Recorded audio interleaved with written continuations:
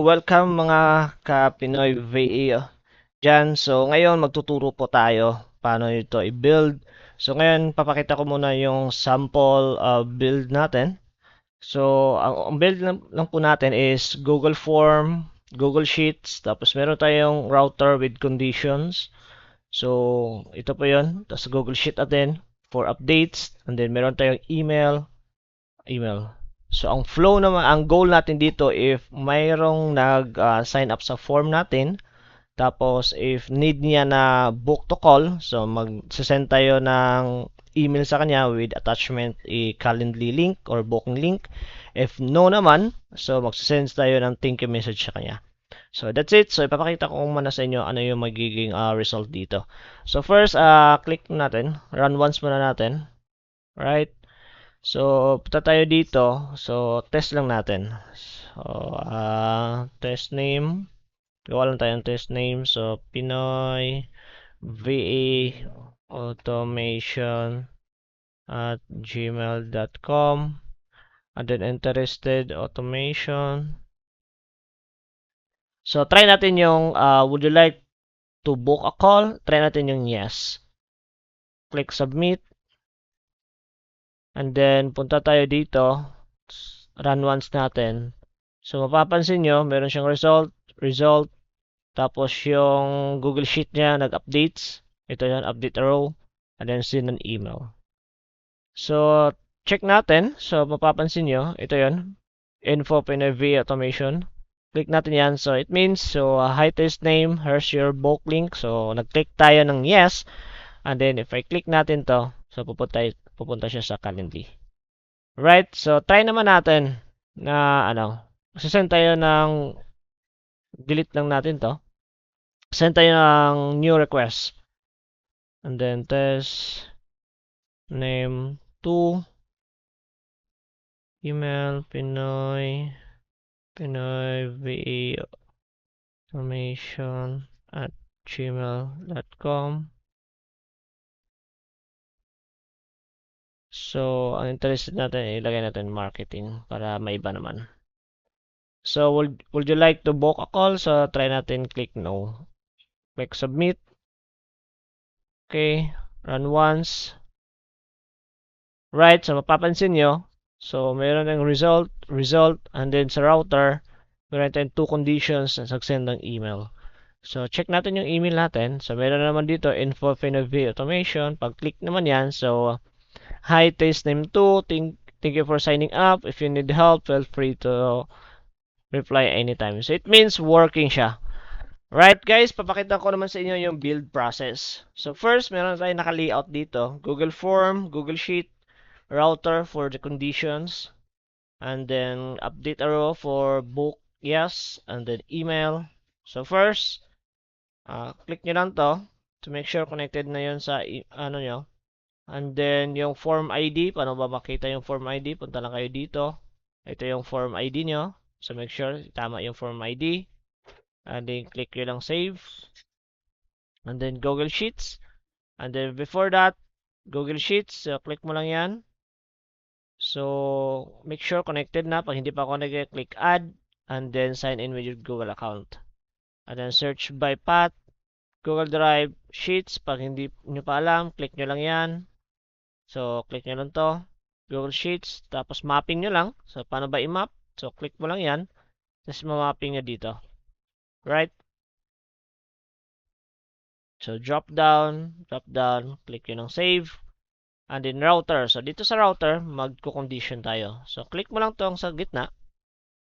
And then lagay natin filter. So ang filter natin is book equals yes. If it equals to yes, then condition natin. If text area, alright. Kasi hindi siya nagpapilit pa agad eh. If yung text area niya is ito, text area niya is equal to no, so yung answer niya is equal to no. So paano ba yan para makita nyo agad yan? So click nyo na to. Next, ang una yung gagawin dyan, i-run module mo muna to. Run this module. Alright. So ngayon, paglagay mo ng filter dito, so lagay natin book equals to yes. Yan, lalabas na dito. Alright, so pag hindi pa lalabas, so make sure na familiar kayo doon. So, Pinoy, ano dito equals no, and then yes. Save, pag equals to yes, then i-update natin yung row. So, saan ba natin i-update? Click nyo lang. Same pa rin dito sa add row, sheets, and then number row. So, mag-start tayo sa row number 2, and then flag. So, book a call. So, book a call, ito yan. So, i-update natin to. So, mayroon akong just done. Update na ng book a call. Right, and then click nyo lang save. Before na tayo ano dito sa email. Sana kasi medyo mahirap-hirap yan. So, next, lagay tayo ng filter sa book equals no. Yes, and then dito, same pa din. Same process. If equals to no, then click you save. So, magsisend tayo ng thank you message. So, sa email naman, so, meron akong provider to. Provider ko ng email is Namecheap. So, pag hindi pa connected, click nyo lang tong add. And then, connection type. So, sa akin is SMTP. Pero pag meron kayong Google Workspace or Microsoft 365, you can click that one and then follow the steps. Since sa akin is SMTP yung gamit ko, so others, and then SMTP connections, providers, and then I will select others, email. So, since email provider ko is dito, so ito yung email provider ko. So, punta lang ako sa settings, connection device, mail, and then ito. So, providers ko si, dito. So, email, mail.privateemail.com hosted by Namecheap. So, copy ko lang yan. And then, since email dito, kopyahin mo lang tong email pala, sorry. Kopyahin mo yung email mo. Paste mo dito, lagay mo yung full name, SMTP server. So, sa SMTP server, lagay mo to. Ito yung SMTP server. Yan. mail.privateemail.com. Copy mo lang dyan. Port 65 for outbound. And then, username. Lagay mo lang to. Ito yung username mo. And then, also your password. And then, click yes. Click save. Yun lang. And then, for subject, lagay mo PNV automation. For content type, you can do plain text or HTML. Pag HTML, mas maganda. And then, ito yung content ko. So, hi. And then, filter natin yung text area, answers, email. So, click mo lang yan. Mapping mo lang yon. So, kung sino yung sender email, name, so, ma-filter dyan. Tapos, send my Calendly booking link here, and then click save. Same din, sa outbound, Pinoy, to, so, sino ba yung, saan ba natin isi-send? So, syempre sa sender.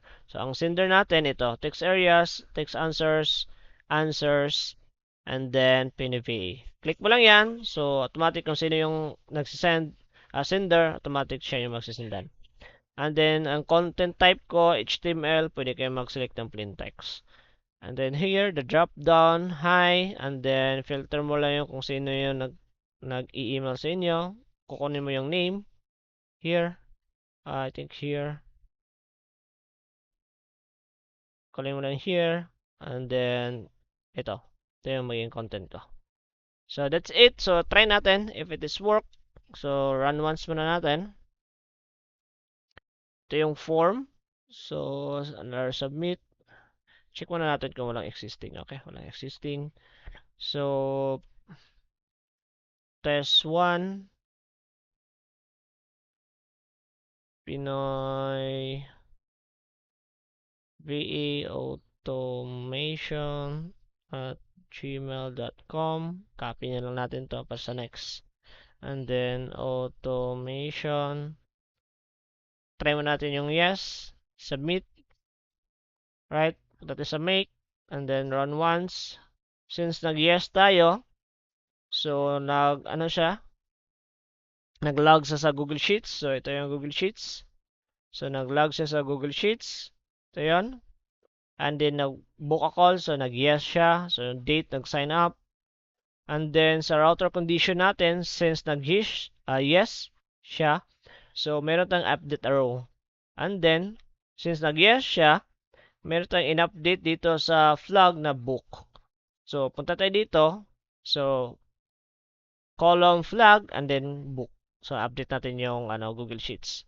And then, nag-send tayo ng email sa kanya. Yung email naman is may kasama na dito yung booking link natin.